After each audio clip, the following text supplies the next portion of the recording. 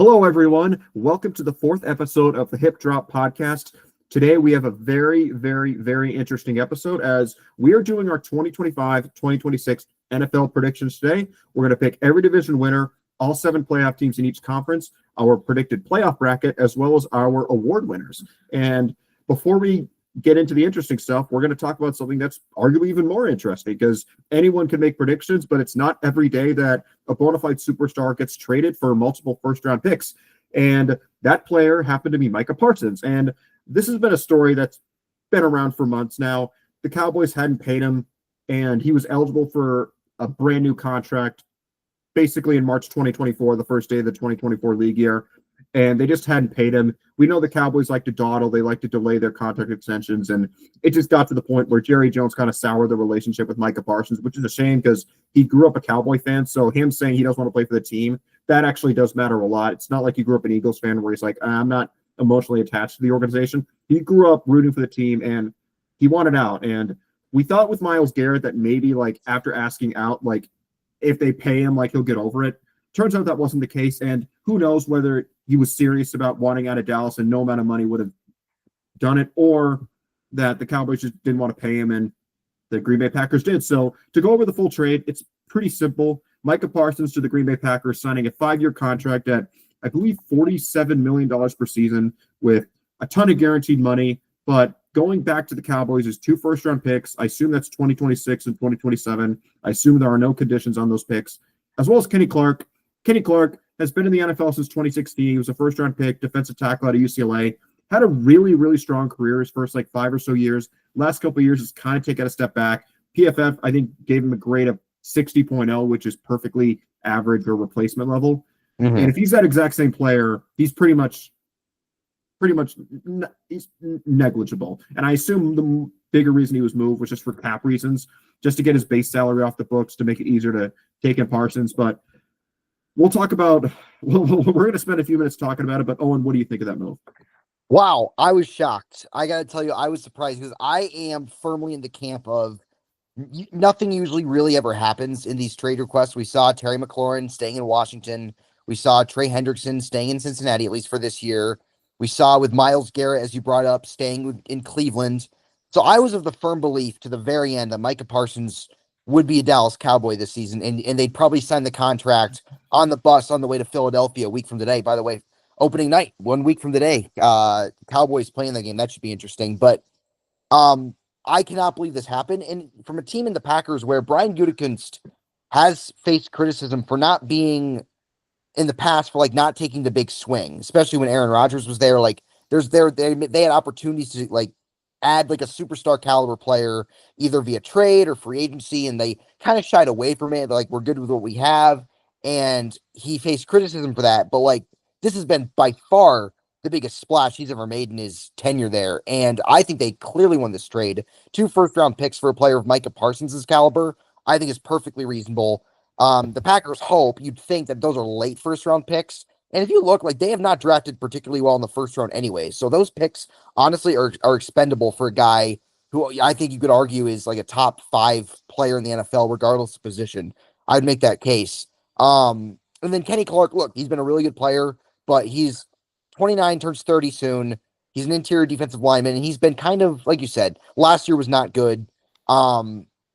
So I just think this is a complete fleece by the Packers, and I think it's good that they did it before we did our predictions because I'm sure it changes some things a little bit. At least it did for me.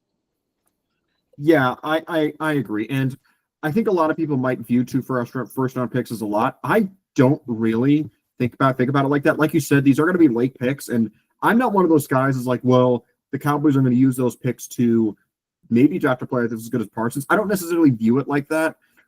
Just because they're getting assets that clears up cap space in the long term, but I don't care about that. Jerry Jones is an idiot. Didn't get enough value. Should have gotten more picks on top of it.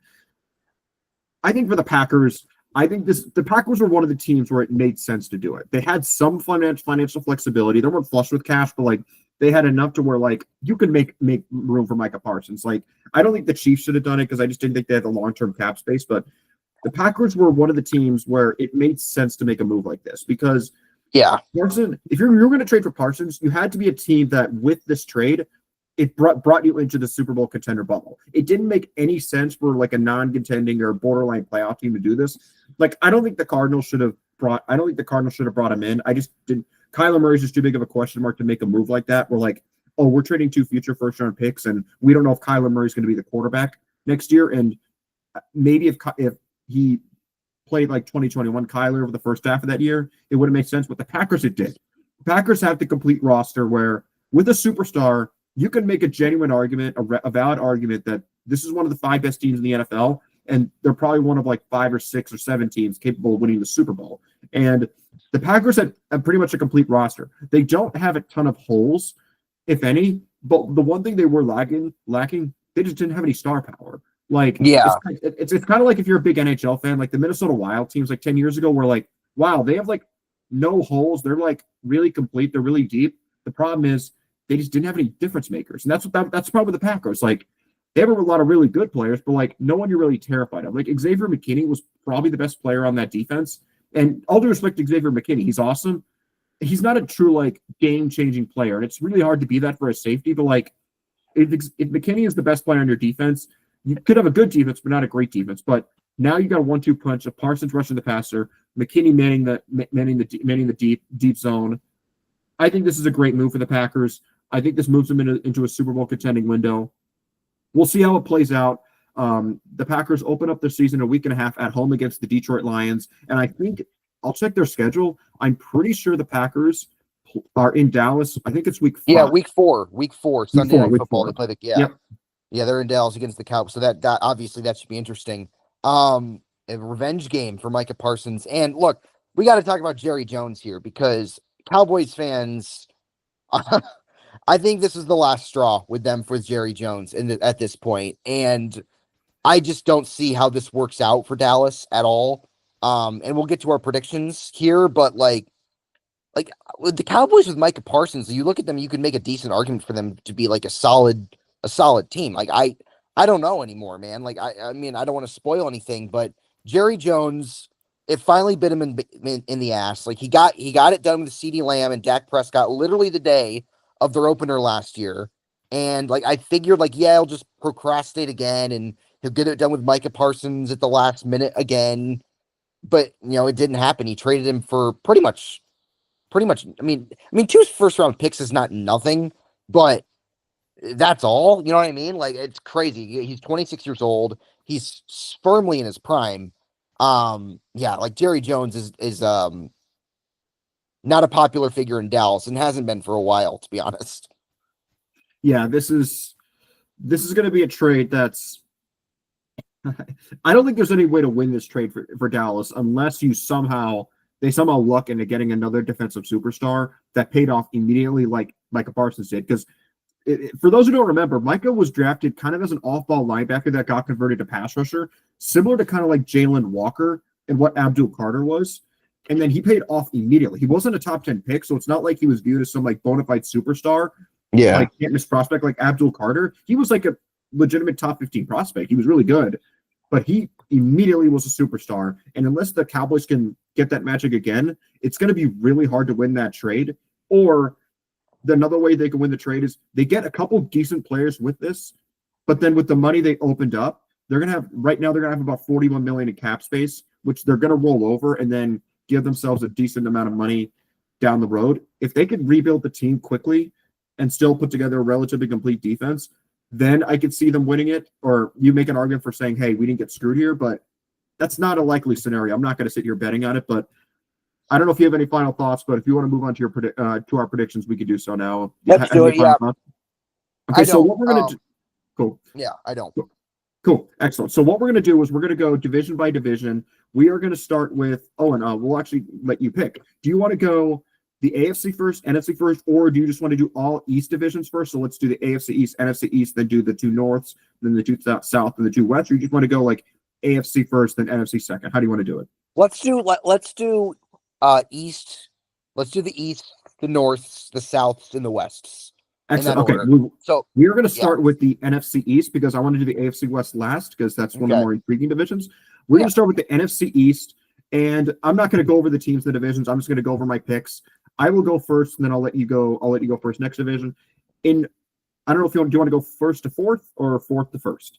Let's do fourth to first. Let's do fourth to first. In last place in the NFC East, I'm going to have the New York Giants.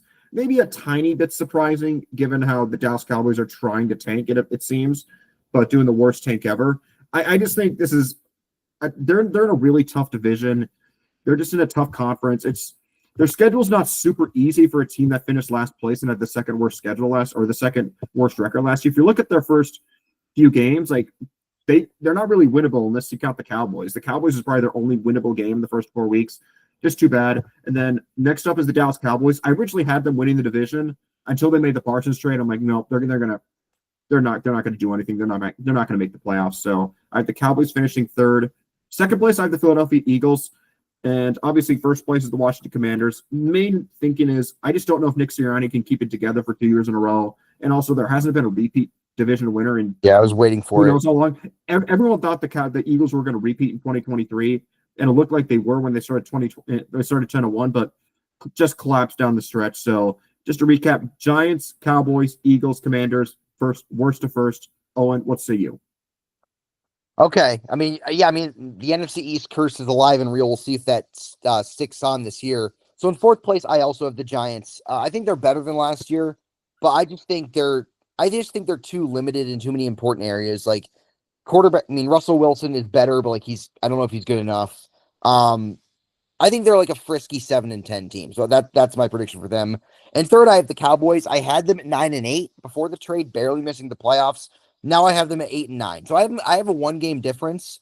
But I do have them having a losing season with a healthy Dak Prescott, I assume, which they did not have last year. And second, in making the playoffs, I have the Washington Commanders at 10-7. I think they take a slight step back considering they won 12 games last year. But I just think Jaden Daniels is too talented to have a sophomore slump. And I think I don't see this team taking a step back, a huge step back like some people think. Because it's been a popular pick to miss the playoffs among some. And winning the division, ending the NFC East curse, I have the Eagles winning the division with a 13-4 record. I just think this is not the 2023 Eagles. They have Vic Fangio still. They didn't replace both coordinators. And even, I think Kellen Moore is far more replaceable than Shane Steichen was. They lost some players on defense, but, I mean, nobody, significant besides maybe, if you want to argue, Josh Sweat and Milton Williams. But, the other guys they lost, I think they're pretty replaceable. And they're offensively, they're still loaded. So I think they're winning this division again. Yep, and just I forgot to give the record. The Giants at 5-12, Cowboys at 8-9, Eagles at 11-6, and then Commanders also at 11-6. I think the tiebreaker for me was just their division record. I had the Commanders only losing one divisional game, Eagles 2. Okay, now we're going to move on to the AFC. They're the AFC East, and I think we're going to have the same team winning the division. So yeah, I was going to say the Bills are going to win the division at 12-5. Then I'm going to go fourth through second just to keep the audience guessing. Last place, surprisingly, this is just the way the tiebreakers rolled out. But I think this is where the wheels fall off for Mike McDaniel and the Dolphins. I have it at 4-13. This is kind of the record where I feel like this is probably the one I have the biggest bust potential on, just to be off in terms of how many games I was just wrong off. So if they finish 10-7, I'm going to be off by 6 games. This is kind of like the biggest, I'm taking the biggest risk here at having the Dolphins 4-13, but I don't know if Drew could stay healthy. That defense is really not very talented in the back end. I just think Mike McDaniel is going to wear out his welcome. Third place, Jets, also 4-13, just winning out in the tiebreakers. I don't think Justin Fields is the answer. I think Aaron Glenn could be the answer at head coach, but this roster just isn't very deep anymore. I think 4-13 is very predictable. And then second place and making the playoffs, I am going the New England Patriots at 9-8.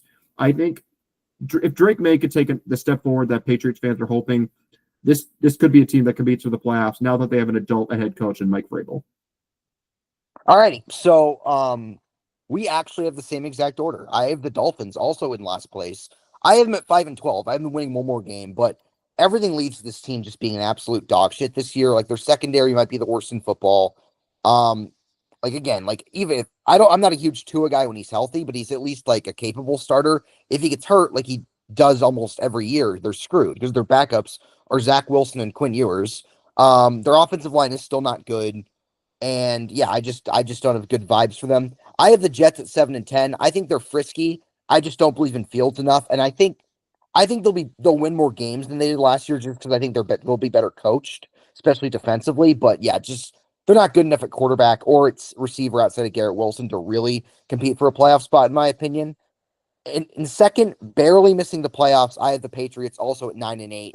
I think they're obviously moving in the right direction. I like Vrabel as a coach. I don't know what Drake May is going to be. I think some people thought he played better than he actually did last year. I thought he was fine, but like there are people who talk about him like he had like a Justin Herbert or Dak Prescott. He was good last year, but he wasn't as good as like some like the film nerds say he was. But I like his talent. I don't love their offensive weaponry, but I do think they'll be pretty solid defensively. Bring in like Milton Williams and Carlton Davis and Robert Spillane. Like I like them on that side of the ball. And then the Bills winning the division. I don't think that needs much explanation. I have them at 13-4.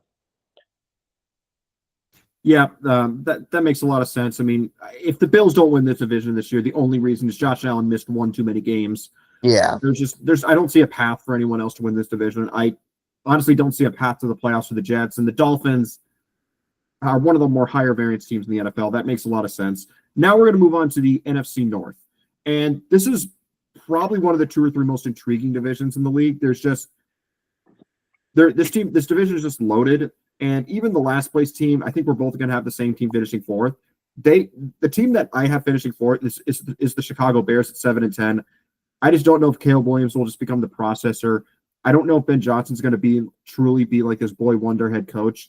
I don't think this is a bad team by any stretch, but they're just playing in a tough division where maybe if they were in a softer one, they could be a 9-8 team, but they aren't. They're in a tough division. Third place, I'm going to have the Minnesota Vikings at 9-8, barely missing the playoffs. I think J.J. McCarthy's going to need a little bit more of a runway than Sam Darnold did because they're comparing the situations. I think McCarthy has a higher ceiling, but Darnold was a veteran who was around for years, so he was more comfortable and it was easier for him to adapt on the fly. McCarthy doesn't have that. He didn't play last year, was relatively inexperienced at college, just in terms of the situation he was in, given they didn't allow him to throw 40 times a game. I think it'll take some time, but I do think the Vikings will be better down the stretch. Then I have the Lions at 11-6, surprisingly not winning the division. I just think the coordinators is going to be a bigger problem than people think. I still think this roster's loaded, but I think it'll take them a little while to adapt without the new coordinators. So I think they'll be a wild card team. They're a playoff team, but it might take them a month or 2 to figure it out and get rolling. And then winning the division, no surprise. It's the only team left is the Green Bay Packers. And this was one of the changes I made after the Parsons trade. I think this trade kind of flipped them from being a wild card team to winning the NFC North. Their defense, I think, should be top 7 in the NFL with Parsons. It was quietly underrated last year, forced a lot of turnovers, but now I think with Parsons, it could actually be a genuinely effective defense that doesn't rely on turnovers. And Matthew Golden, I think, could be a true number 1 wide receiver. I'm betting on him in fantasy in multiple leagues. And I think Jordan Love is not an MVP candidate, but like he could be like a top 10 to 12 quarterback with a good offensive line, good offensive play calling, and a relatively complete roster. I think they go 12-5 and win the North. All right. So we're slightly differentiated here. So I also have the Bears in fourth at 8-9. Again, I think they're victims of the division because I actually think they're a decent team. We'll see what Caleb Williams is. I mean, I'm not going to write his eulogy after a couple practices, but we have to see how he looks in the regular season.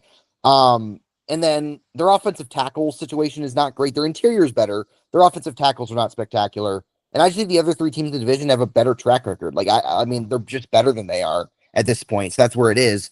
In third place, this is the shock. This is the surprise. I have the Detroit Lions at 9-8, missing the postseason entirely after being the 1 seed last year. I just think this team, when Frank Ragnow retires, Kevin Zeitler leaves in free agency, Aiden Hutchinson is coming back, but he's coming off a pretty catastrophic injury. And of course, you lose both your coordinators. It just kind of reeks of a team that maybe missed its window a little bit and just takes that step back this year. I think a lot of people are kind of overlooking. But that's my bold prediction thus far. In second place, making the playoffs as a wildcard team, I have the Minnesota Vikings at 11-6. I think this roster is absolutely stacked on both sides of the ball. I don't love them trading away Harrison Phillips because I think their run defense is a little questionable now. And their secondary, I don't love completely, but I mean, they're loaded offensively.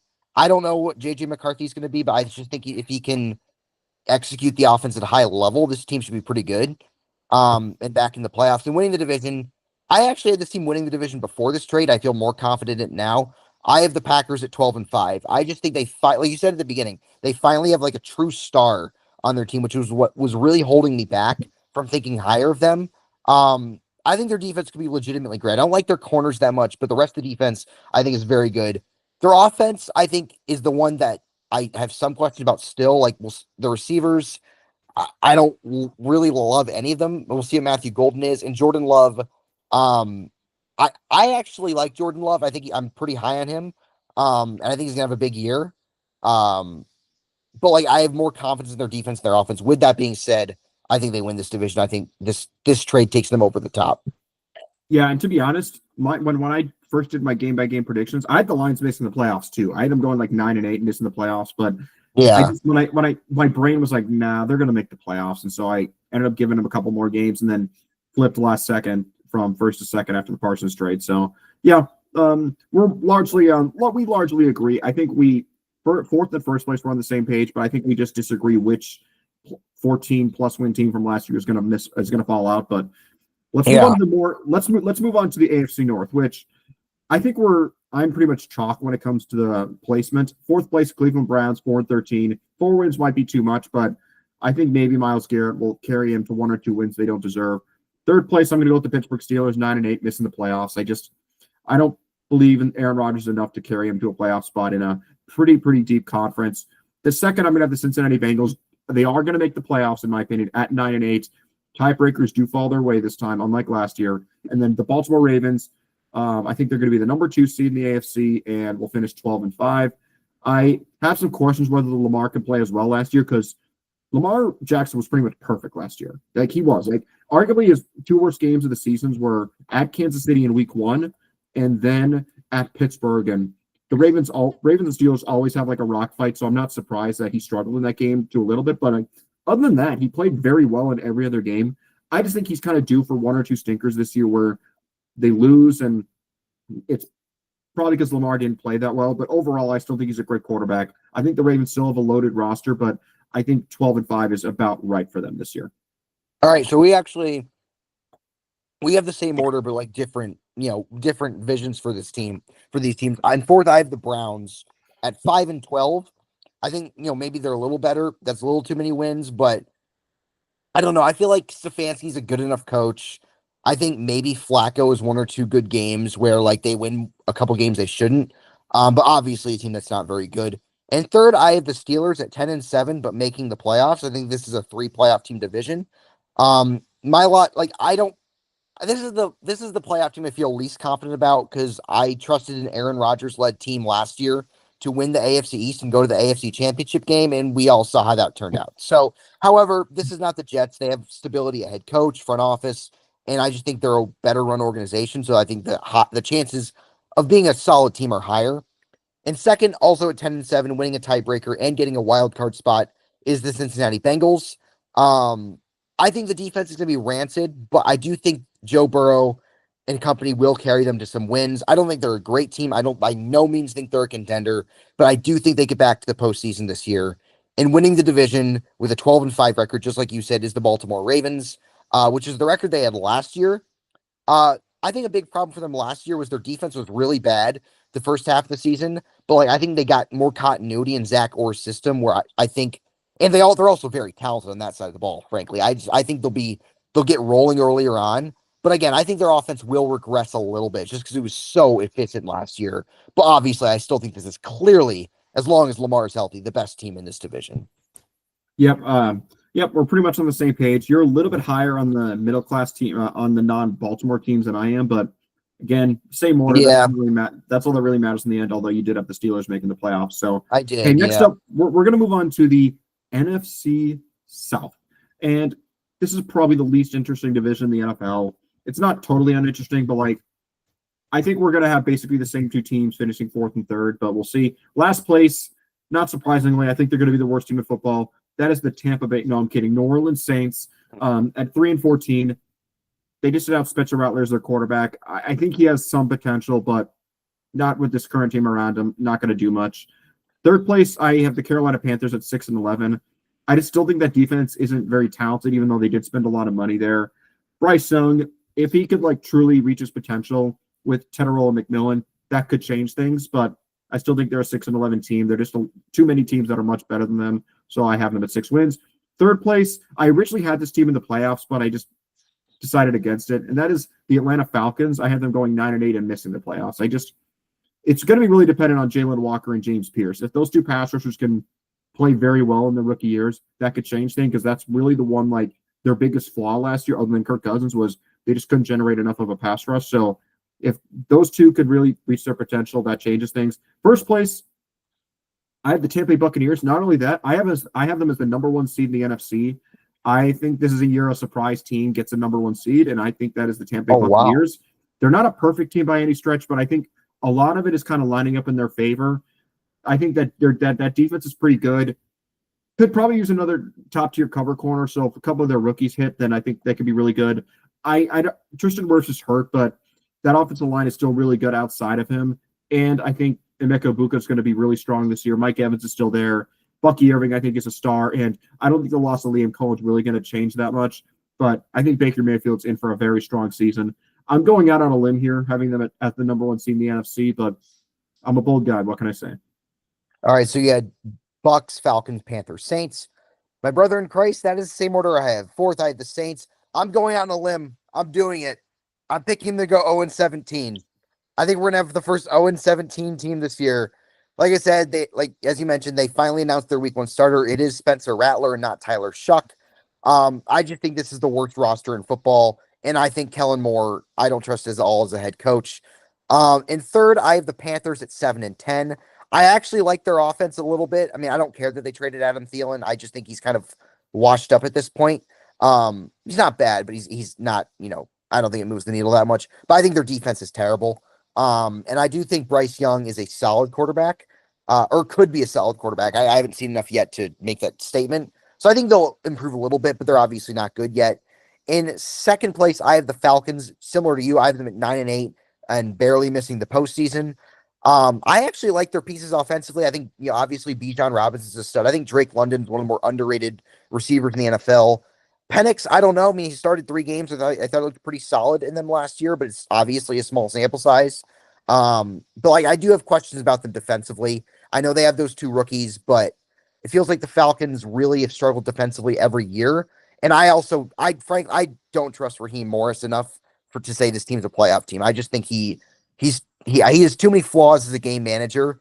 And I think he's going to lose them some games, honestly. So that's why I have them missing the postseason.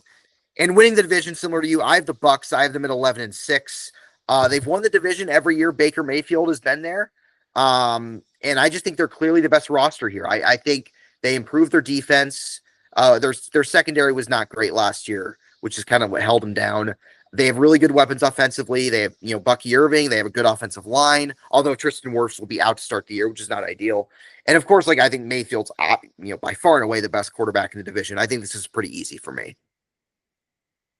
Yeah, I think the Bucks are one of the more obvious division winners in the NFL. Maybe if Michael Penix you want Atlanta, you can make an argument for. The other 2 teams, no shot. Exactly. I can hear the argument for Atlanta though. Yeah, I think this is the Bucks division. So okay, let's move on to the AFC South, which is probably just as interesting of a division. Has some intrigue, but I think we kind of know who's going to win it, but maybe not. Maybe one of us goes off the rails. Last place, I'm going to go with the Tennessee Titans, 4-13. If Cam Ward is truly special, then they'll win more than 4 games, but that roster around him just isn't good enough. Offensive line is but Dan Moore Jr. doesn't really move me that much. 3rd place, I have to do it. I'm doing the Indianapolis Colts at 8-9. I just don't believe in Daniel Jones. I think they've given up on Anthony Richardson, so I think they're going to be an 8-9 team, and the new ownership after Robert Irsay passed is going to move on. 3rd place, kind of the more intriguing teams where I don't really know what to do with. That's the 2nd place, the Jacksonville Jaguars at 9-8, missing the playoffs as the first team out as the 8th seed. I think they just have too many question marks on the back end of their defense, unless Travis Hunter plays enough corner to help mitigate that, because it's Tyson Campbell and really not a lot else. But if Hunter can really be that guy at corner as well as wide receiver, they have Brian Thomas Jr., who's a bona fide number 1, Travis Hunter, who could also be a bona fide 1, Liam Cohen, who's one of the brightest young offensive minds in the NFL. They have a high ceiling. I just don't think the roster is good enough top to bottom yet. And then first place, no surprise, Houston Texans. I have them at 10-7 as yet again the 4 seed. They'll open up the playoffs on Saturday afternoon, but I think the offensive line is still going to be a disaster. It's still going to hold the team back. They got rid of Bobby Slowick, who just wasn't a good fit as offensive coordinator. That defense is still loaded, but I still think they're the 4th best team in the AFC among the division winners. Okay. All right. Do we have the same order again? I think we do. My goodness. Well, we have different records, though. I have the Titans in the last at 6-11. I think they'll be better than last year. But I just think this team is very far away from competing still. But I think Cam Ward raises their ceiling a little bit. In third, I have the Colts at 7-10. I actually like their roster 2 through 53. The problem is their quarterbacks are awful, both of them. I think they're both start games this year. It doesn't matter who starts. They're not good enough, and they're going to hold the team back. In second, I have the Jags at 8-9. I mean, that doubles their win total from last year. You have Trevor Lawrence, who I'm not super high on, but he's clearly better than, Mac Jones, who they started for half the season last year. He's back healthy. You bring in Travis Hunter. You bring in Liam Cohen as like this bright, innovative offensive coach. The defense, I still think is going to be pretty bad. I don't love their defense at all, but I think this offense can keep them in games, but I just don't think it'll be enough. But I do think they're trending in the right direction. I think they could be a playoff team again in 2026.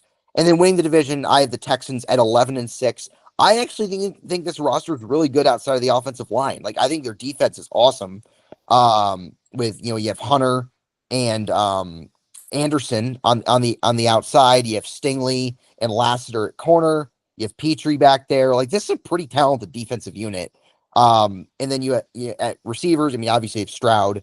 You have Nico Collins and Schultz, and we'll see what those 2 Iowa State rookies do in Higgins and Null. But again, I think their offensive line holds them back from being true contenders, so that caps them at 11 wins. Yep, we're largely on the same page. I'm a little bit more pessimistic on Houston, but I am admitting I am lower on the spectrum than they are. So I think they could be a 12-win team if everything broke right, but I just don't believe in that offensive line enough. But we'll see. Okay, last edge of division. So let's last group of pair divisions. That is the Wests. We are going to go to the NFC West, and yes, this is where I think it's going to get a little spicy because I am not going to go with the grain. I'm going to go against the grain. My dog must be interested in my opinions on this division because she just broke into my room. Last place in the division, I am the Seattle Seahawks, 7-10. Yeah, I don't like their offensive line. Sam Darnold behind a battle line, just not encouraged by that. I mean, JSN and Cooper Kupp are good, but they're kind of redundant. I just don't really think that offense is going to mesh very well. So they're in last place. Third place, this is where it's going to get spicy, and I'm going out on a limb. I've said that a million times. I have the Los Angeles Rams. I knew it. Yeah, and the main reason is I'm just so scared of Stafford's back. I just don't know if he's going to be healthy. I know he's practicing, but is he really going to hold up? I have no idea. This is just me trying to hedge my bet a little bit, trying to play a little bit safe. I just don't know. If he's going to be healthy, guaranteed, full strength, that changes things a lot. I'll probably give him an extra 2 or 3 wins, but I need to factor in him missing some time, so that's why I have them finishing third, and I don't believe in Jimmy G. Second place and making the playoffs. Oh, I like the Rams. Nobody believes in Jimmy G. Jimmy G's parents don't believe in Jimmy G. Yep. So, but the Rams were the 8th seed in the NFC. So if they expanded another playoff team, the Rams would have been in second place and making the playoffs. Also at 10-7, but winning out on the tiebreakers, the Arizona Cardinals. There's always going to be one or two surprising playoff teams that everyone who looks back on hindsight and that if you were to show everyone in week 1 what the playoff field would look like, there's always 1 or 2 teams that are that make people go what? How did that team make the playoffs? That team to me is the Cardinals. I think the Cardinals have a fairly underrated roster. It's not a Super Bowl caliber roster, but if Kyler Murray can get back to his 2021 form where he's a top 10 quarterback, Marvin Harrison Jr. plays his height. He was viewed as a borderline generational prospect at wide receiver. If those two can have an awesome connection this year, which that was kind of a problem last year, along with Trey McBride and an offensive line that's quietly pretty solid, not perfect, but it's not as bad as people think. Jonathan Gannon coached a very good defense last year. They went out and got 2 very good prospects, Walter Nolan and Will Johnson, but Walter Nolan's on injured reserve, so kind of hoping he comes back by October to prove me right. But I think the Cardinals are going to be a pretty good team this year. I think they're the 7th seed. barely making the playoffs, but I'm open to being wrong. And winning the division at 11-6 and being the 3 seed, I have the San Francisco 49ers. I understand why people are lower on this team, but a lot went wrong for the 49ers last year. They had a lot of injuries, but I think they just trimmed a lot of fat this year more than got rid of real talent. Like Deebo Samuel was not the same guy. I don't view trading him as like some big loss. Brandon Ayuk not being there hurts, but I think this team is good enough. Robert Saleh's back. That defense should be pretty good. Michael Williams, I was a big fan of coming out. CMC should be healthy this year. I think this is a 10-11 win team. Given how soft their schedule is, like I thought I read they're like favored in like 12 or 13 to 17 games. I'd have to look into that, but like their schedule really isn't that hard. I mean, no, it's their schedule's Joe. Their schedule's easy. I mean, like they could easily start like 4-0 easily. And like I know I'm high in the Cardinals, but like they don't have that many like games where you're like, oh yep, they're clearly an underdog by like 3 or more points. I think they're going to be a playoff team, 3 seed, 11-6. They could be slightly better depending on if Brock Purdy plays like his contract that he just signed. Yeah. So I also have the Seahawks in last place. You and I are both pretty low on this team. I have them at 6-11. I think they'll be pretty good defensively, but like I don't like this offense at all. I think they're going to struggle to score points with that offensive line, and I don't believe in Darnold. I think this was 2017 Case Keenum all over again. In third place, I have the Cardinals at 9-8, barely missing the postseason. I just haven't seen enough. Like I think it's gonna be the same story again for the Cardinals, where I think they could start off the year pretty hot, and then they just fizzle down the stretch, which they've done multiple times in the Kyler Murray era. I think I actually like them defensively. They quietly have a pretty solid defensive line, and they draft guys like Walter Nolan and Will Johnson. Weapons standpoint, they're okay. Like Trey McBride's incredible. Marvin Harrison Jr. I think is going to be pretty good. Michael Wilson is solid. But I just think they just fall short of making the playoffs. I don't know what Jonathan Gannon is as head coach, and I don't really believe in Kyler at this point. And in second place, not winning the division but making the playoffs, I have the Rams. I had them winning the division until all this stuff with Matthew Stafford's back came to fruition. And I still think they'll be a playoff team because I think they're very talented on both sides of the ball. Like their secondary isn't great, but they're really good up front defensively. And I like, obviously you have Puka Nacua and Devontae Adams, and their offensive line is solid, but not great. But if Stafford's healthy, which I'm banking on, I think they should be one of the final 7. I have them going 11-6 and winning the division with a 12-5 record. I also have the 49ers. Again, like I actually was lower on them earlier in the offseason, but the more I thought about it, like,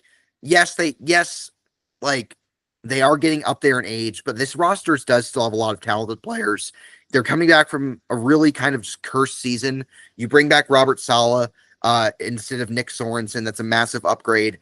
And I think Brock Purdy's going to have a pretty solid year. I think I don't love the receivers, but like I like obviously you have Kittle at tight end. He's amazing. If McCaffrey gets back to at least a fraction what he was in 2023, I think they should get some more explosiveness on offense.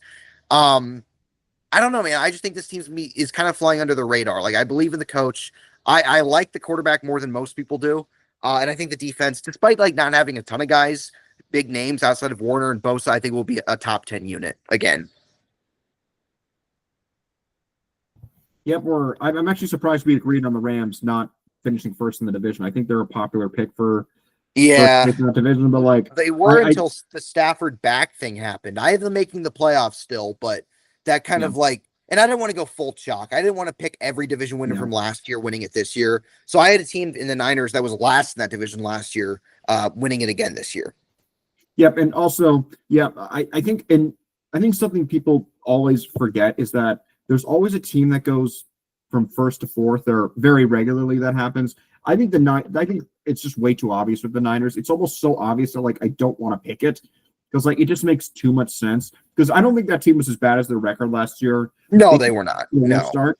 They didn't get off to the worst start, and they just fell apart with injuries. So I think that's a pretty I think it's a pretty, not going to say safe pick, but I feel pretty comfortable. Let's move on to the final division. That is the AFC West. Yes. There have been a lot of spicy takes when it comes to the AFC. Oh West, my God. when it comes Apparently, to I mean, the Denver Broncos are the greatest team since the '85 Bears, from what I've heard and from the Los certain Angeles shows. Chargers From are certain shows on Fox Sports One, I mean, they're the best team ever. But I don't know. What do I know? and the Chargers might be the '07 Patriots. Like, Oh yeah, them too. Yeah, it's just insane. I'll start off Chiefs might as again. well not even show up. Yeah, they might as well not show up.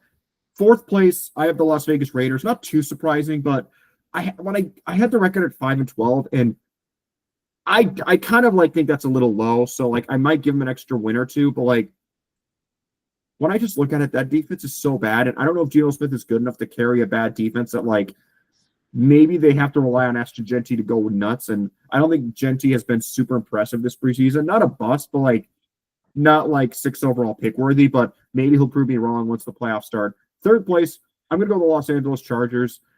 I have them at 8-9 and missing the playoffs. Like I'm not as high in this Chargers team. I just don't get the hype. That defense is good. Like it was really good last year, but I think it's due for some regression. The offense just does not have the receiving weapons. I don't care they got Keenan Allen. I just don't. The offensive line just lost Rashawn Slater for the entire season with a nasty patellar injury. I think this is just a year where everything just goes wrong and the Chargers just pumped on it. Like this is just a year where like 6 weeks into it, all Chargers fans are like, you know what, this season's over. We'll just focus on 2026. And it's not meant to be because it's always something with the Chargers. Second place, Denver Broncos. I only have them at 10-7. I could see this team going like 11-6 easily, but I don't know if that offense is going to be able to score consistently, but I think this is a team that gets much better down the stretch. Kind of maybe struggles in the middle of the year, but gets hot down the stretch, and they'll be a pain in the butt come playoff time because they have such an elite defense. First place, I have them as the number 1 seed in the AFC, Kansas City Chiefs. I have them at 13-4. The Rasheed Rice suspension didn't really change much. I have them going 5-1 during that stretch. Maybe I should give them another loss just to be safe, but I had them losing 3 games down the stretch. All 4 games I have them losing are at home against Detroit, at Buffalo, at home against the Colts, and at home on Christmas against the Broncos. They could easily lose, probably against Baltimore, and then they'll probably maybe beat Denver on Christmas. But I still think this roster is pretty good. I think maybe they could be due for just a down playoff year where they just get sniped in the divisional round. But like, I still genuinely think they're the best team in the division. What say you? Yeah, so I actually have the same order, but I have a different record for each team. I have the Raiders at 8-9. I think the defense look, the reason I don't have them making the playoffs is their defense outside of Max Crosby is terrible. I mean, it's awful. It might be one of the worst in the league. But like, you have an adult head coach and you have a top 15 quarterback. And I do think this offense will score some points. Assuming they don't trade Jacoby Myers, which I don't think they will because he's really their only legitimate wide receiver. But Brock Bowers might be the best tight end in football. Genty, I mean, we'll see how he is. I don't care about the preseason a lot. And I like Geno. I think he's a guy who could elevate a team at least a little bit. And I think they double their win total from last year. I have the Chargers in third at 8-9, similar to you. I have them winning a tiebreaker over the Raiders. I just don't think they're that good. And if they had Rashawn Slater still, I would probably have them as like a borderline playoff team. However, with him not being there, I mean, that's a massive loss. And I just don't think they have the stars on either side of the ball to really just, especially in maybe the tougher conference, the deeper conference rather. I don't think they're one of the final 7.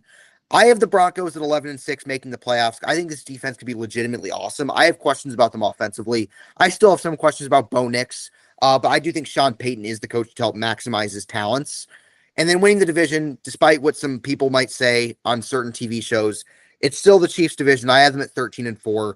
I think they're going to be a better team than they were last year with a worse record. That's my prediction. And I think this offense will bounce back because it's been kind of middle of the road the last 2 years, despite going to 2 Super Bowls and winning one of them. I think they're going to get back to being like a top, maybe not the best offense in the league, like they were like in 2022, but like a top 5 scoring offense. I think that Super Bowl loss kind of woke them up a little bit and say, like, all right, this crap's not sustainable. Let's get back to like trying to like really score some points that matter. And I think, look, I maybe have some concerns about the defense, but I think as long as Spags is there, I think they have enough pieces there. This is still clearly their division. Yeah, I think we largely agreed. I mean, we had the Chiefs at 13-4. We both had the Chargers third at 8-9. You had the Broncos at 11 wins. I had them at 10. That's basically the same thing. That's pretty interchangeable. The only main difference is you had the Raiders at 8 wins. I had them at 5. I think in hindsight, if I had to correct something, I think you're more right on the Raiders than I am. I just think they kind of have the pillars you want in a good team. They have a decent offensive line, good head coach, decent quarterback, good running back, number one receiving weapon. But again, I don't think they're a playoff team, but Nick Wright thinks they are, so I wouldn't be shocked if they made the playoffs. So, okay, now what we're going to do is Nick we're Wright going had to the go. Bears in the Super Bowl last year. Let's hold He that. has his blind spots, even though he's awesome. Okay, so now what we're going to do is we're going to go 1 through 7, our playoff teams in order of seeding, not best records, but overall seeding. I'm going to go first. We're going to go NFC to AFC. Maybe give a brief synopsis of why we think that, but like we've already went through pretty much every team. But I'll start NFC. Number 1 seed, like I said, Tampa Bay Buccaneers at 12-5. They win the tiebreaker over the Green Bay Packers, who are the number 2 seed at 12-5. I just think this is the year where everything's going to go right for the Bucs in the regular season. I just think this could be their year. Baker Mayfield with Emeka Egbuka, Mike Evans, a good offensive line, Bucky Irving. The offense just plays really well, even without Liam Cohen. And that defense led by Todd Bowles has enough talent to be probably a top 10 defense that meshes well and complements a very good offense. Second seed, Green Bay Packers, just added Micah Parsons. They have a really deep offense, really good defense. I think they'll be the second seed. Third seed, San Francisco 49ers at 11-6. Like we just talked about them, so won't dive too much into them. 4 seed Washington Commanders at 11-6. I think they win the NFC East to continue the NFC East course. 5 seed Philadelphia Eagles also at 11-6, lose out on the tiebreaker. 6 seed Detroit Lions also at 11-6. They lose out on the tiebreaker because the Eagles will beat them in the regular season in Philadelphia, so that's why the Lions are the 6th. And the number 7, like I said earlier, Arizona Cardinals as the 7th seed. That's my prediction for the NFC. What do you think? All right, so my prediction for the NFC is 1 seed. I have the Philadelphia Eagles at 13-4. I don't think they're going to have the Super Bowl hangover. I mean, the Super Bowl hangover is usually for teams that lose the Super Bowl. Teams that win the Super Bowl, if you look at history, typically have a pretty good season the following year, and I still think they're the most talented team in the conference. 2 seed, I have the Packers at 12-5. The 3 seed, I have the 49ers also at 12-5. I was kind of had a brain fart there. 49ers 12-5. They're the 3 seed. And then the 4 seed, I have the Bucks at 11-6. So I'm a little lower on them than you are. We only have a 1 win difference though. So and then my wild card teams, the 5 seed in my opinion will be the Minnesota Vikings at 11-6. The 6 seed, I have the Los Angeles Rams also at 11-6. And then my 7 seed is the Washington Commanders at 10-7. I mean, excellent. Yeah, we got a lot of. So I went Eagles. To clarify, Eagles, Packers, Niners, Bucks, Vikings, Rams, Commanders in that order.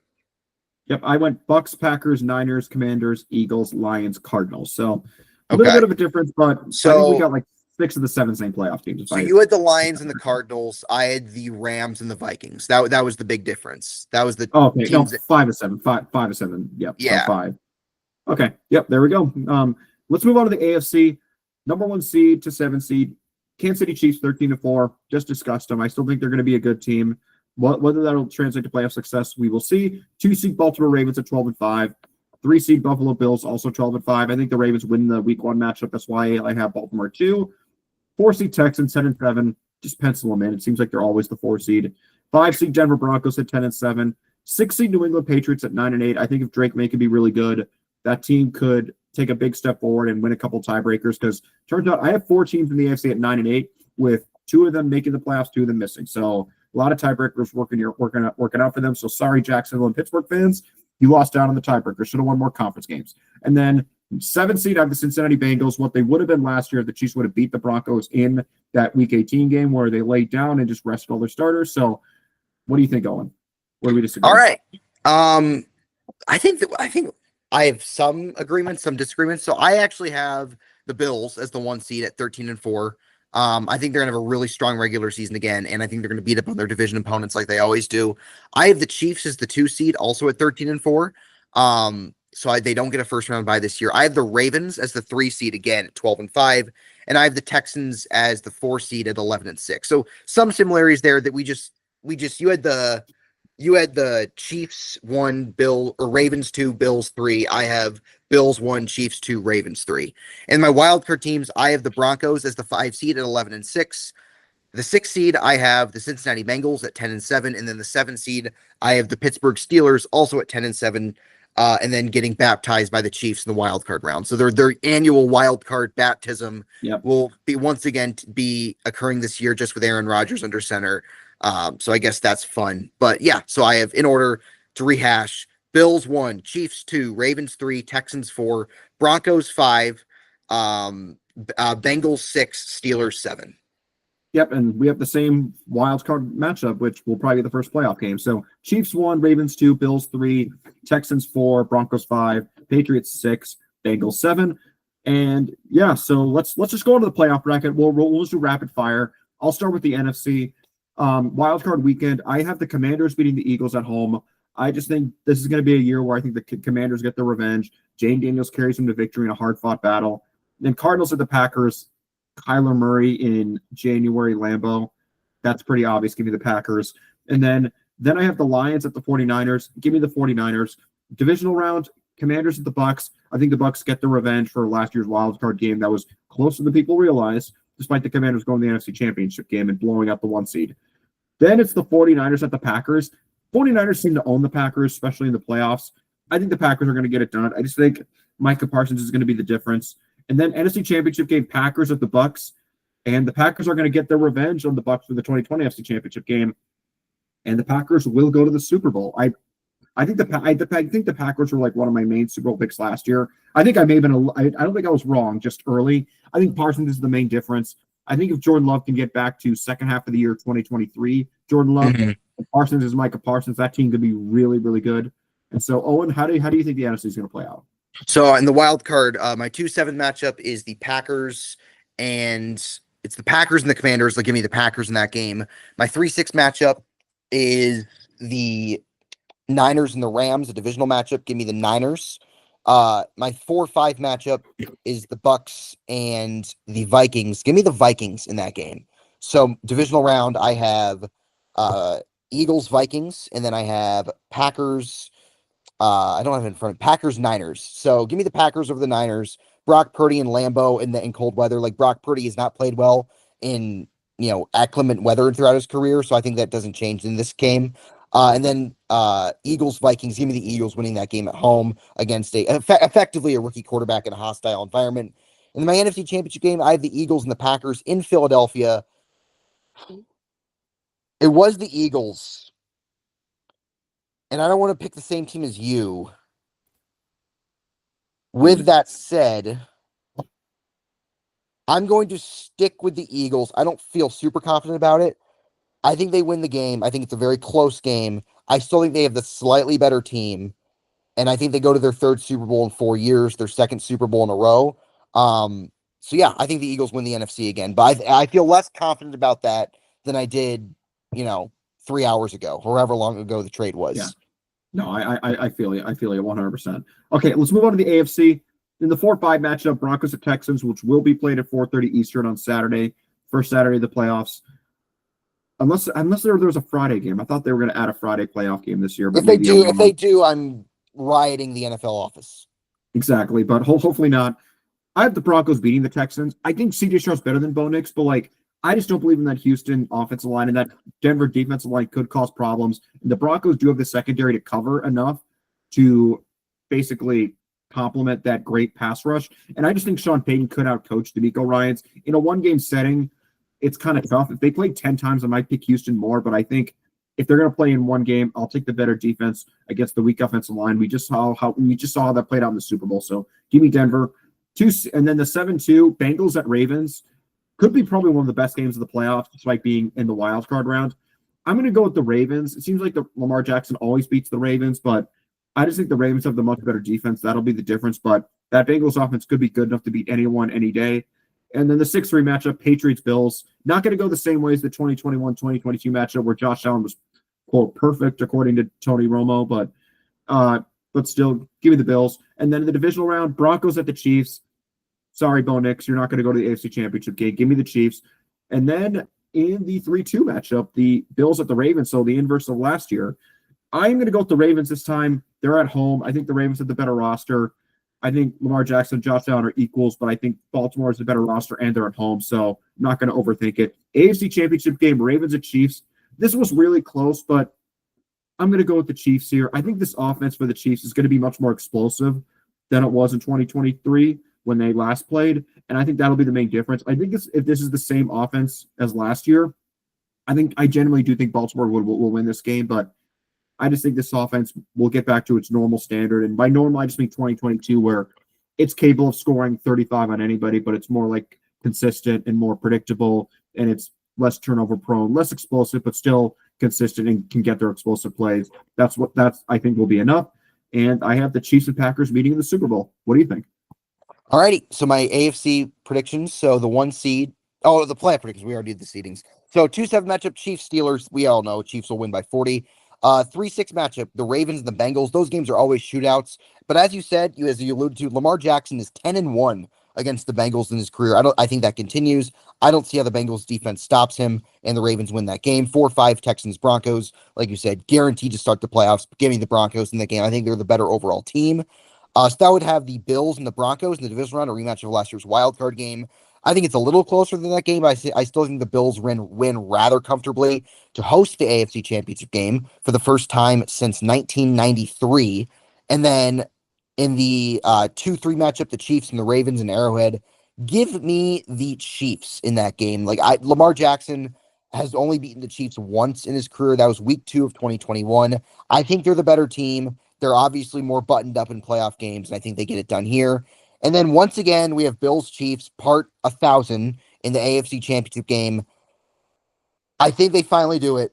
I think the Bills beat the Chiefs at home and go to the Super Bowl, because I just think a team going to 4 straight Super Bowls is pretty unprecedented, especially after the beatdown they endured in February. I don't think it will cause a hangover to that extent. I have them in the AFC Championship game, but I think the Bills finally get it done. You got to beat them eventually. Josh Allen's too good to never beat this team and to never get there. I think the Bills win the AFC. So I have the Bills and the Eagles meeting in Super Bowl 60 in Santa Clara.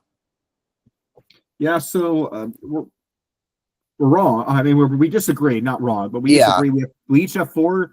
We each have 2 completely different playoff teams. So across our 2 predictions, we have 4 teams in the Super Bowl this year. You have the Bills and the Eagles. That will be a fire matchup. I have the Chiefs and Packers, which is kind of the throwback to the very first Super Bowl.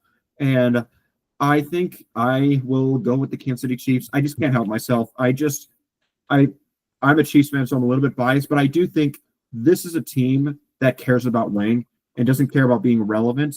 They care about winning, and those are 2 completely different things. Shout out to Jerry Jones. I just think this team will not handle losing 2 Super Bowls in a row. I think if they get there, they're more likely to win than lose. But I do think they are more vulnerable to getting beaten in the divisional round of the AFC Championship this year, and it wouldn't surprise me. But I think if they get there, they're not going to lose unless they're just dealing with injuries like they were last year. If Josh Simmons is good, that offense pretty much has little to no flaws in the passing game, assuming they can actually throw the ball deep. But I think this is the year they finally get their 4th ring in 7 years or however long it'll be. But Owen, who do you think is going to win between the Bills and the Eagles? All right, so we have Eagles, Bills. It's a tough one, but I think the Bills get it done. I have the same logic. I think if the Bills finally get to the Super Bowl with Josh Allen, I don't think they're losing. I think it'll be a good game. I think the Eagles are the more talented team, but I just think the better quarterback gets it done. The team that's just been knocking on the door for longer finally brings it home. I know it's kind of like Lucy with the football. Like they got to win it eventually. They got to win it eventually, but I do think they're going to win it this year. I don't feel super confident about it, as you can tell by the tone of my voice, the way I'm saying and nah. But I just think it's got to happen eventually. At a certain point, law of averages break through, and at a certain point, you're going to get it done. I think this is the year the Bills get it done. I mean, it's never a bad pick to pick Josh Allen and win the Super Bowl. I mean, yeah, exactly. He's that good of a player that are we really going to be shocked to see Buffalo win there? But I think at this point, he's due for one semi-down regular season year, or to not be a god pretty much. But I just don't believe in the rest of that roster. Too many questions on defense. Maybe their draft class comes in clutch. Maxwell Harrison is hurt, not ideal, but maybe he's healthy down the stretch. Too many questions with Buffalo. I think this is not a step back year. I still have them in the divisional round, but I would probably say Baltimore's a bigger threat than Buffalo, but I would probably take Josh Allen over any quarterback that's not named Mahomes in a 1-game playoff. So That makes perfect sense. But I would too. It's kind of like the 2006 Colts with Peyton Manning. Like they were knocking on the door so long, and that 2006 team was not their best team by any means. But like they finally, like when you're this good for this long, you have a quarterback that good. I'm not saying Josh Allen's Peyton Manning, but like you have a quarterback this good, you're gonna break through eventually. You're gonna get it done at some point. I think that's that year for the Bills. I think the 2025 Bills are the 2006 Colts, if that makes any sense. Yeah, I mean, the 2006 Colts just felt way overdue. Remember, they were down 21-3 in that AFC Championship game to the Patriots, and they came back. It just felt like, if not now, when. And they were the 3 seed that year. I mean, it's not the Patriots and Colts were the 3 and 4. 1 seed, I think, was the Chargers. 2 seed, the Ravens were the 2 with Steve McNair. With Washington, they had Steve McNair. They were the 2 seed that year. It's crazy. Because the Colts beat the Chiefs in the divisional round, and I think the Colts ended up. Of course, they beat Baltimore that year, and the Patriots won that wild game against the Chargers, where I forgot the name of the Charger safety who didn't go down. Who I, in hindsight, watching that play again, I don't think he should have gone down, or I don't think it was so egregious that he didn't slide. But I forgot Marlon McCree is his name. Marlon McCree. Again, this is off topic. I don't think it was egregious he didn't go down. I mean, he only had the ball for like 2 seconds before he got hit, and there were 6 minutes left in the game. It wasn't like the game was over. So I think Chargers fans kind of scapegoat him, but they lost that game, and if he didn't fumble, then Chargers probably host the AFC Championship game that year, and who knows what would have happened. And we could have gotten a Phillip Rivers, Rex Grossman Super Bowl instead of Peyton Manning, Rex Grossman. But I know. Okay, cool. With that, those are our Super Bowl picks. Now we're going to quickly move on to the awards. We're not going to spend much time here, but we're going to go over MVP, Offensive Defensive Player of the Year, Coach of the Year, Offensive and Defensive Rookies of the Year, and then Comeback Player of the Year. So I'm just going to rapid fire mine. I'm not going to give a huge explanation. MVP, I'm going to go with Patrick Mahomes. I have a rule of thumb. I'm always going to pick the quarterback of a number 1 seed. So if I think the Chiefs are going to be the number 1 seed, I'm just going to go with Patrick Mahomes. Or my backup option would have been Baker Mayfield, because I think if the Bucs can be the 1 seed, I think that'll be good for narratives, especially because it's Baker Mayfield. The media tends to like him because he's a fiery personality. So I could see him getting a lot of votes if the Bucs do get a first-round bye. Then Offensive Player of the Year. This one's kind of hard to predict because there's no real science. You kind of just got to pick whatever superstar, spin the wheel of superstar, go with that guy. I went with Bijan Robinson. Maybe with Michael Penix having a better passing game, that'll open things up for him in the rushing game to get a lot of touchdowns and get a lot of rushing yards. The other option would have been Christian McCaffrey. If he's healthy, he's always a threat. Defensive Player of the Year. I'm just going to go with Micah Parsons. I just think it would be hilarious to embarrass Jerry Jones. He goes out there and wins his first Defensive Player of the Year in the same season he was traded. Coach of the Year. I'm going to go Todd Bowles. I think if the Bucs get the 1 seed, similar to Baker Mayfield, that's a really good narrative. And for Todd Bowles, who we didn't know if he was going to be back next year. I mean, it wasn't guaranteed that he was going to return, but Bucs decided to bring him back. And then my other option would have been Mike Vrabel. Patriots get into the playoffs. That's a pretty easy vote. And then Offensive Rookie of the Year, kind of hard. I don't think it's going to be Aston Gentry. I'm not going to go chalk. I'm going to go Tedderell McMillan. He's looked good in the preseason. I think he's going to rack up a lot of yards because Bryce Young is just going to be feeding him constantly. Panthers might not be a good team, but I think he can get over 1,000 yards and he'll win Offensive Rookie of the Year. And I don't think Cam Ward has a good enough team around him to win that award. And then Defensive Rookie of the Year, I'm just going to go with Abdul Carter. I think he's in a big market. He has a lot of pass rush help around him. He could log like 8 sacks, and that could be good enough. If I had to pick someone else, I'd just go with Michael Williams, playing across from Nick Bosa. He has Robert Saleh as a defensive coordinator, could rack up a lot of sacks, but not a lot of great options there. I don't believe in Mason Graham as a rookie. And then finally, Comeback Player of the Year, I kind of talked about a little bit of Christian McCaffrey. Missed basically all of last year with an injury. And if he comes back and has a Pro Bowl level year, I think that's pretty much a shoo-in. But Owen, who are your picks for these 7 awards? All right, so we actually have some similarities here. So for my MVP, I also have Patrick Mahomes. I think he's going to get back to putting up monster statistics like he did the first 5 seasons as a starter. I just think he's going to have a huge year. I think he's going to win his 3rd MVP. I don't have him going to the Super Bowl, ironically enough. So that would make 2 of his 3 MVPs would be the 2 years of his career, 2 of the 3 years of his career where he didn't make the Super Bowl. But that's just sometimes how sports work. Offensive player of the year, I have Jamar Chase, Triple Crown winner last year. Did not win because of Saquon Barkley's historic season. I think he's going to put up huge numbers again. He's going to have to because how bad the Bengals defense is. I do have the Bengals making the playoffs. I think Jamar Chase will be a big part of that. I think he leads the league in yards again, touchdowns probably again, and I think he'll get this award. Defensive player of the year, a bit of a wild card here. I have Fred Warner, the best linebacker in football, has been for a long time on a team that's going to win their division, make the playoffs. I just think, I don't know, man. Like, I was going through it and like I wanted to say Micah Parsons, but like that'd be too easy. It kind of feels like, as funny as that would be. I mean, who had Patrick Surtain win it last year? Not many people. So I think Fred Warner, he's a Hall of Fame caliber linebacker, and I think he gets a defensive player of the year this year as the 49ers maybe surprise some people, but not me. Coach of the year, this is an interesting one. I have Sean McDermott because I have the Bills. Like I said, I had them winning the Super Bowl. I had them being the 1 seed in the AFC. But a lot of people kind of feel as if the Bills have a lesser roster than the Chiefs and the Ravens. Like, I don't know. I'm not a huge Sean McDermott guy, but you can't deny like how good he's been in the regular season. And I think that continues this year. I think he wins Coach of the Year. Offensive Rookie of the Year, I have Matthew Golden of the Green Bay Packers. I think he's gonna be their number one receiver by like week 6. And I think he's gonna be like a 1,200 yard guy. Potential double-digit touchdowns if he has a good connection with Jordan Love. And I'm not super high in any of their other receivers, so I think that could actually bolster up his numbers a little bit. Defensive Rookie of the Year, a little bit out of the box. I have Malachi Starks of the Baltimore Ravens playing alongside Kyle Hamilton. I was a guy I was super high on coming out of the draft. I'm shocked he fell as low as he did. He seems like a guy who's going to have a bunch of interceptions this year. And I think the voters will see that and give him that award. Like I could see Malachi Starks picking off like 8 or 9 passes this year, especially playing next to a guy like Kyle Hamilton and having corners like Marlon Humphrey and Jair Alexander if he can stay healthy. He might get a lot of passes thrown his way, which could boost up his interception totals, which could kind of make him attractive in the eyes of the voters.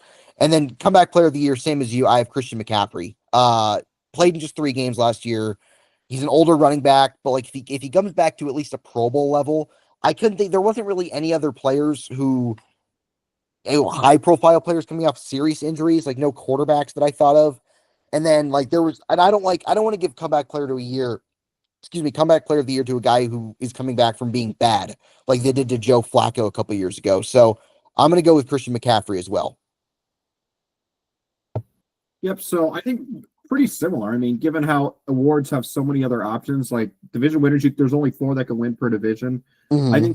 I think it's a testament to how similar we think with how we picked. I think Matthew Golden, if I had to change one prediction, I would have had Matthew Golden offensive rookie of the year just because that makes a lot of sense. He would have been probably my third choice. My second one, I moved Travion Henderson.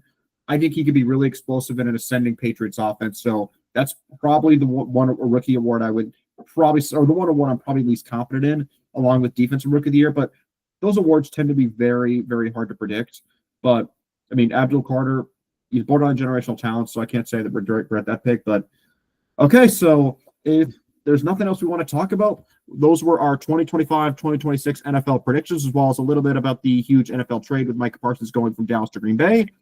We have 2 completely different Super Bowl predictions. You have the Buffalo Bills defeating the Philadelphia Eagles, while I have the Kansas City Chiefs defeating the Green Bay Packers. Owen, any final thoughts before we let the audience go? No, I'm just super excited for the season. 1 week from tonight, Lucas and I will not be doing a podcast. We'll be watching the Eagles taking on the new look and downgraded Cowboys. We're going to make our predictions, our week 1 predictions next week. We'll preview a few games, not every game, obviously. But yeah, we are 7 days away. We are on the doorstep. We are so close to the 2025, can't speak right now, NFL season being here. Cannot wait.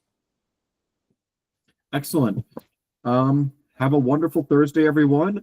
And whatever NFL team you root for, just think I'm going to root against them unless it's the Kansas City Chiefs. But thank you so much for listening, everyone, and have a wonderful week. Talk to you next week.